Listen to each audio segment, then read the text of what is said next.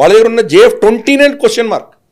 మన air force chief retire అయిపోయిన తర్వాత ఆయన ఏం చెప్పారంటే, మేము వార్ ఎక్సర్సైజ్ చేస్తుండగా వాళ్ళ JF-20 టిబెట్లో తిరుగుతూ ఉన్నాయి, మేము we could lock on to it అని చెప్పారు ఆయన. లాకింగ్ అనేది ఒక ఎయిర్ ఫోర్స్లో టెక్నిక్ ఉంటుంది.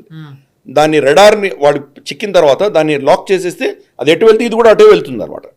అంటే అప్పుడు మిసైల్ షూట్ చేస్తే ఇంకా తప్పించుకోలేదు. ఐ మీన్ లాక్ చేసాం JF-20 అన్నారు. అంటే దాని స్టెల్త్ కాదని అర్థమైపోయింది కదా. వాళ్ళకి ఏం స్టెల్త్ ఉందో మనకు స్పష్టంగా అర్థమవుతుంది.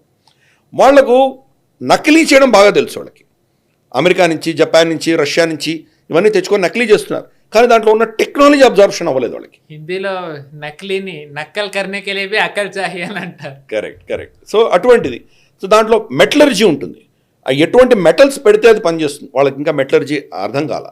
ప్లస్ దాని డిజైన్లో ఎటువంటి ఫీచర్స్ పెడితే, ఆ హీట్ సిగ్నేచర్స్లో ఎటువంటివి పెడితే తప్పించుకోవచ్చు, మోటార్ యొక్క కెపాసిటీ, ఇవన్నీ వాళ్ళకి చైనాస్లో ప్రస్తుతానికి లేదు వాళ్ళ దగ్గర.